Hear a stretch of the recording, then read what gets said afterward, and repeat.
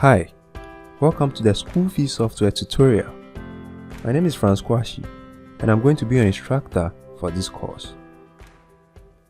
This part of the course has been designed to help you install the School Fee software and set it up for use. So, let's begin. The School Fee software can be installed on all Windows operating systems with .NET Framework 4.5.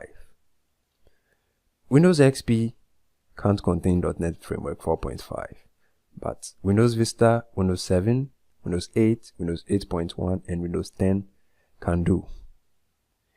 Even Windows 8.1 and Windows 10 come with a higher framework, so that's fine. Just in case the .NET Framework 4.5 has not been installed in any of these operating systems, you can find a file on the installation disk, or you can download it from the Microsoft Store for free. When you have the setup file, either from a disk or downloaded, just double click on it. It's advised to read the license agreement, every part of it, and once you accept, you can proceed. Please leave the installation folder as it is, and you can decide to create a desktop shortcut or not.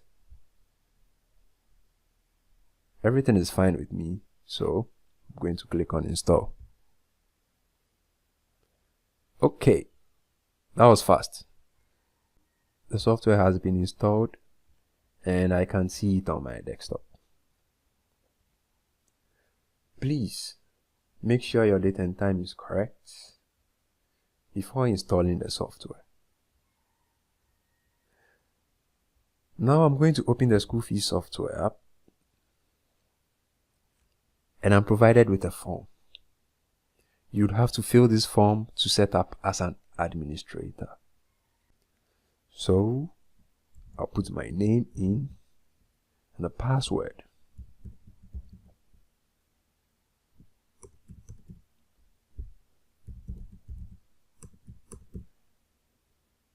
I'll have to retype my password and make sure it matches this one. Else, I'm not going to be allowed. Okay. I enter the name of my school. And in case this is not the currency we spend or take, I can change it. Okay, I'm fine with the term, and you can choose to clear these classes if they don't apply to you. So for the sake of this tutorial, let me just use 3 classes. And I can start. Very good. Now, I can log in with the details I provided. So I put my name in once again, and then my password. Okay. So, I log in. Okay. So for the first time, you are presented with this question. Do you want parents to receive payment information of the awards via email? Well, I'm going to say no for now. We'll look at that in a bit on the settings page. So everything has been set up well and it can be used. The last thing I would like to talk about in this part is registration. Now I'm going to click on the register button. You have 30 days free trial period. And so you can decide to use it till then, and then it locks, but I'm going to register mine.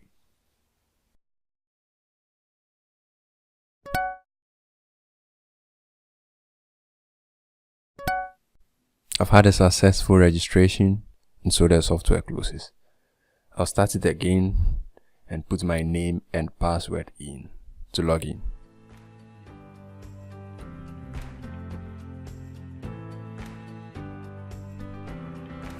Now you realize that the register button disappears after registration.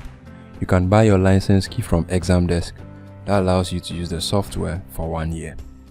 Examdex offers great support during the registration year as well. Now the software is ready to use.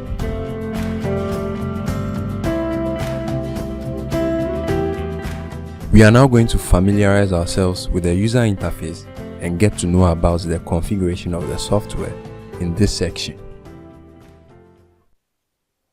The class drop-down shows all the classes you have added, and you can make a selection of your choice.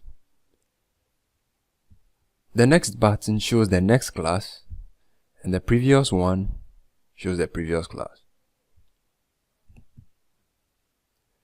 To switch between views, use this button. You can switch between a table view and a list view. You can use the search box to search for a particular student in a class or the school in its entirety. To view the About page, you can click on the About button or click on the school fees icon. The About page displays the version of the software and probably when your software is going to expire.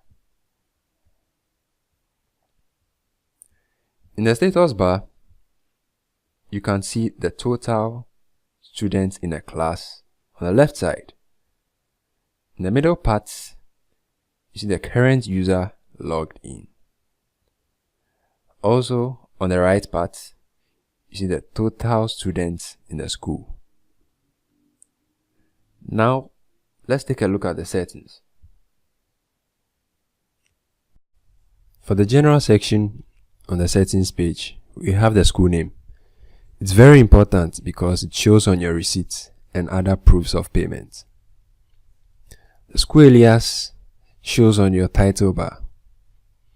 You can choose to set it to whatever you want. For the designated line, this has to do with SMS commands. This means that for the software to accept any command, it will just accept commands from the designated line. Just input the number the commands would come from, which renders any other command from a different number useless.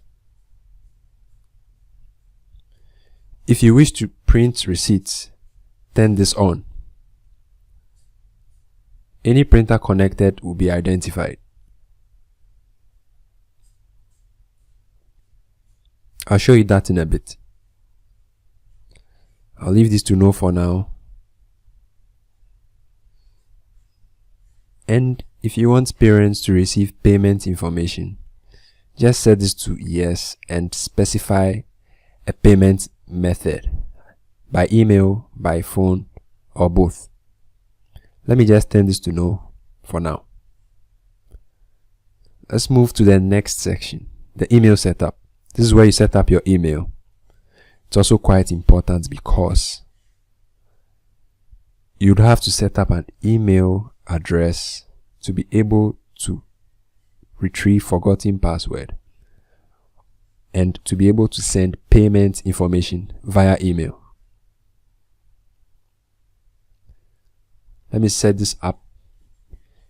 For the email address section, you input the email address of the institution, preferably.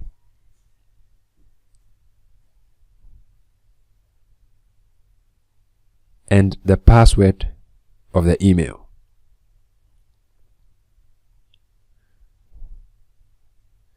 Use port 25 or port 587, but port 587 is recommended. For Gmail accounts, use smtp.gmail.com.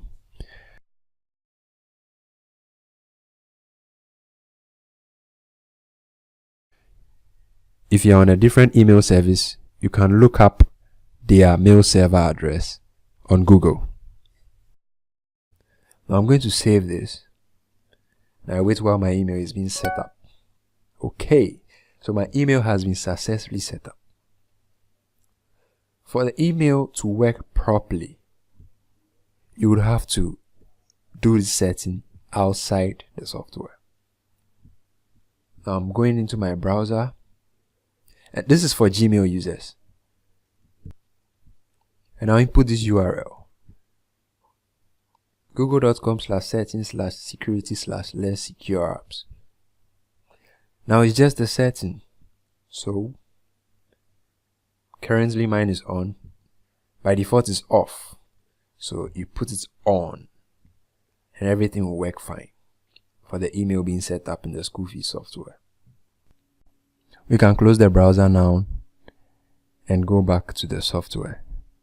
Just in case your institution's email address changes, if you use your personal email, in case the password or anything changes, you can use the edit email address option for an update. Let's move on to the user control section. This is where you can add more users to perform basic tasks like adding a student and paying in for a student. But please note, these are non-administrators and do not have administrative privileges. Let me show you this. I'm going to add Daniel as a user, give him a password for logging in, and click on create new user. So the account has been created and I can log in with Daniel. Now watch what happens when I click on settings. See, Daniel has been denied access because he's a non-administrator. So he's provided with this message that it's only administrators that can change settings. Sorry, Daniel, would have to go back and log in as an administrator.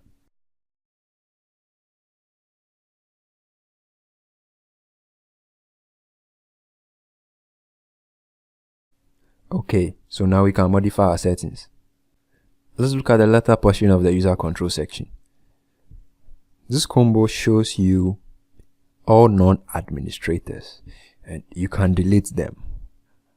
The second one shows you all users, including administrators, and you can change the name or the password.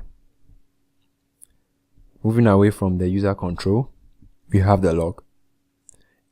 You can view the log of all events that have taken place in the software. And so, when there is any problem, you can refer to the log for reference. At the class section, you can add a new class that will be added to the existing classes. Assuming your school grows, who knows? I have class 4 now, so let me add that. And class 4 has been created for me. I can delete a class as well. Now I move on to the backup section. You can perform cloud backup by yourself, or you can backup locally onto an external removable drive.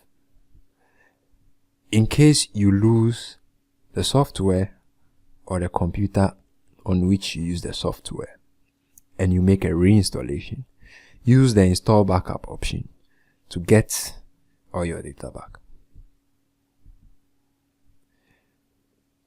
For the text messaging section, once a modem is plugged in, we can connect the modem. So I have a modem plugged in. I'll connect it. Unfortunately, there is no SIM in it. Once you have your modem, a GSM modem and a SIM in it, everything will work fine.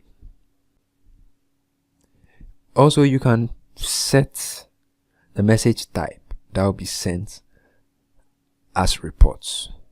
So you can send shorter SMSs or longer ones. That's all your preference. Moving away, we go to the other section and you can specify the height and width of the paper of your POS printer, the interval for checking the modem, the interval for checking commands.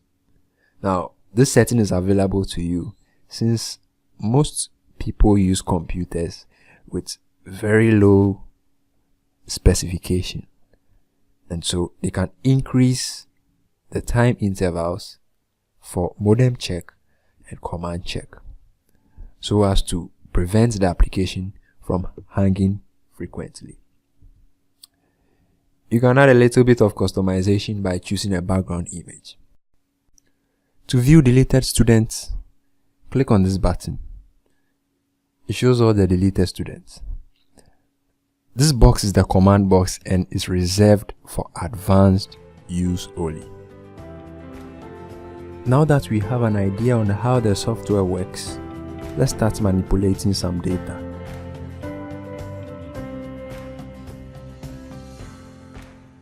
The blue button you see here is used for adding students to a class.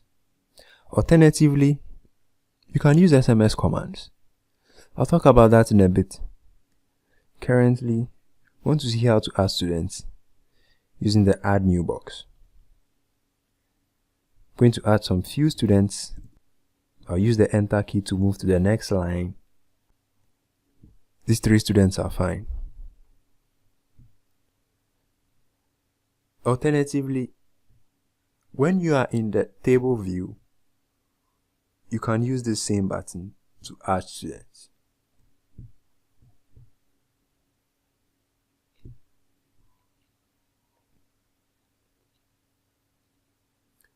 When you click on a student, you see the details of that student.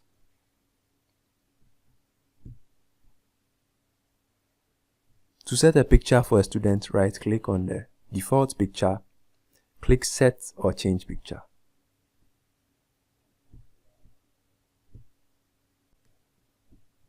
You can double-click on a student to set more details, or from the table view, you can put them directly here.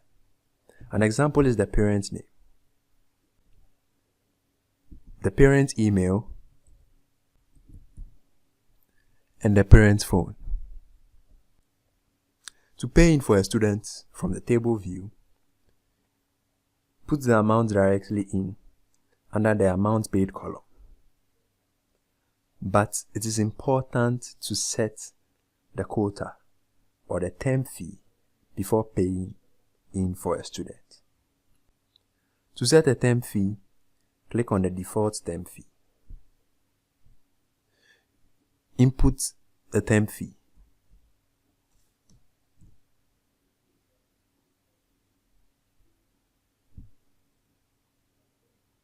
Now I can pay in for students.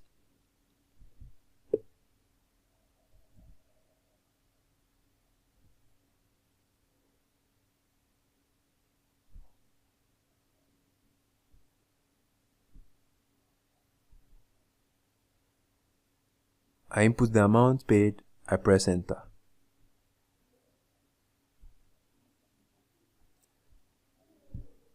From the table view, double-click on a student to pay in.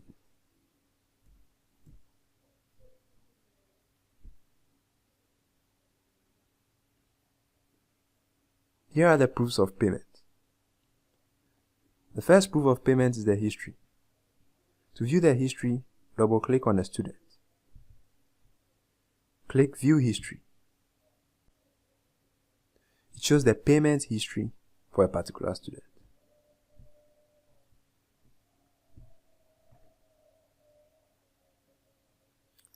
Another proof of payment is the receipt. I'll go to Settings and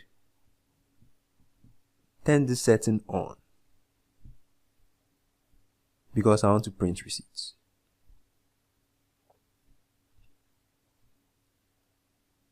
I'll pay in for this student once again.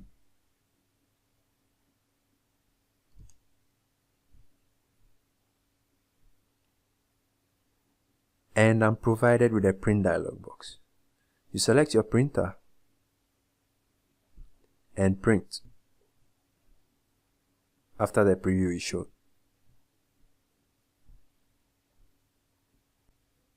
The other proofs of payments are the email and phone number. This means that when I turn Send Payment Info to Parent or Guardian on, they will receive payment information based on the method I choose.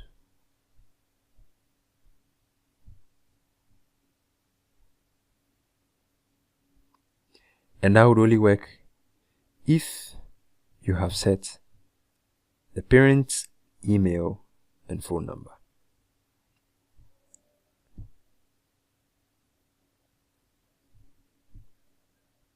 Assuming there is a change of quota, it's possible to change it, and it recalculates the arrears. Click on the term fee to change a quota.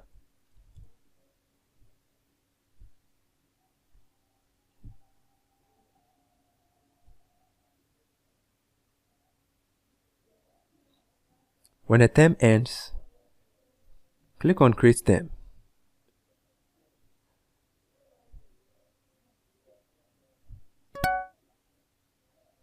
Once the term is created, it shows you the statistics for the previous term, the amount all the users have collected in total.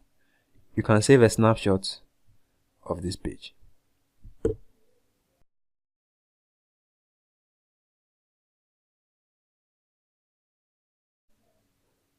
Let's move to term 3.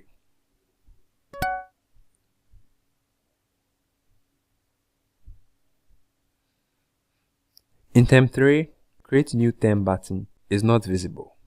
This is because after term 3, students are expected to move to the next class. At the end of term 3, go to the Settings page, and the Level Up button becomes activated. Click on Level Up, and all students are moved to their new classes.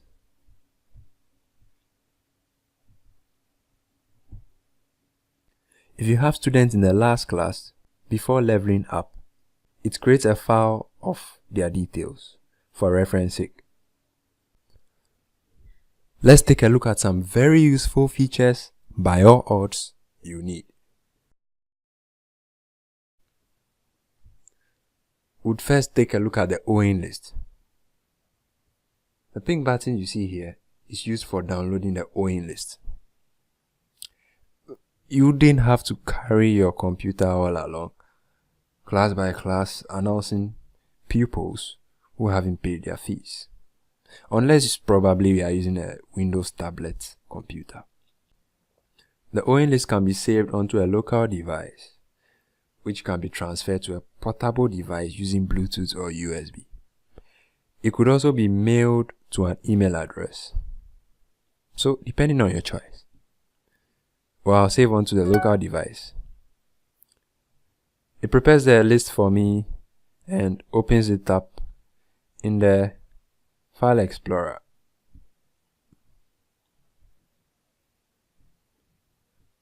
So here it is.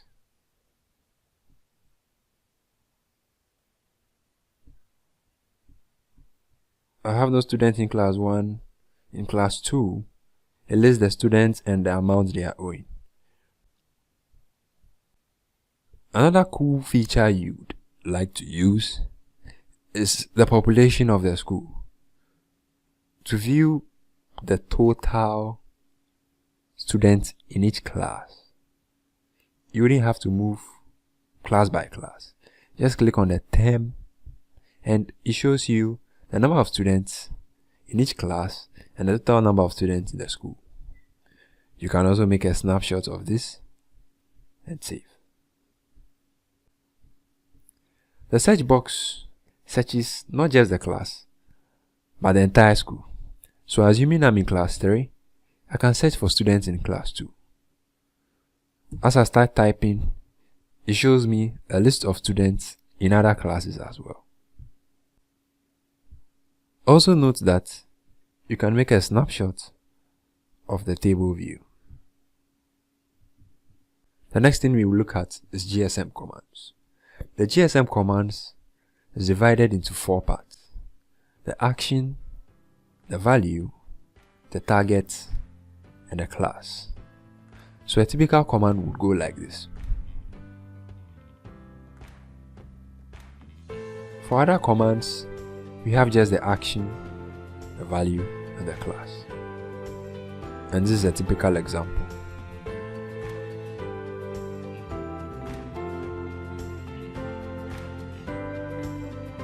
So this command would be useful if you are away from your computer while the software is still open and you feel it's insecure. Please note that you may be charged for SMS by your service provider.